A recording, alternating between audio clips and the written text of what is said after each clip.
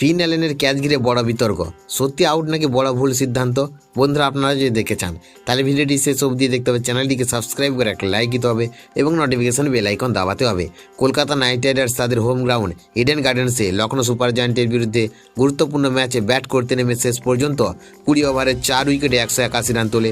শুরুটা ভালো হলেও মিডল অর্ডারের ব্যাটিং ধস নামে। শেষের দিকে রোমান পাল ও ক্যামেরন গ্রিনের ঝোড়ো ব্যাটিং স্কোরটা লড়াইয়ের মতো জায়গায় নিয়ে যায়। তবে ম্যাচের অন্যতম বড় বিতর্ক তৈরি হয় ফিন অ্যালেনের আউটকে কেন্দ্র করে। মাত্র 9 রান করে তিনি প্যাভিলিয়নে ফেরেন। দিগ্বেশ রাথি থার্ড ম্যান পজিশনে একটি কঠিন ক্যাচ নেন, কিন্তু সেই ক্যাচ নিয়ে প্রশ্ন উঠেছে। ঘটনাটি ঘটে প্রিন্স যাদবের করা দ্বিতীয় ওভারের চতুর্থ বলে। বড় শট খেলতে গিয়ে অ্যালেনের ব্যাটের উপরের দিকে লেগে বল সোজা থার্ড ম্যানের দিকে যায়। দিগ্বেশ রাথি বাউন্ডারি লাইনে একেবারে কাছে দাঁড়িয়ে ক্যাচটি নেন। রিপ্লেতে দেখা যায় ক্যাচ নেওয়ার সময় তার পা বাউন্ডারি লাইনের খুব কাছাকাছি ছিল এবং বিজ্ঞাপনী কুশনও সামান্য নড়ে যায়।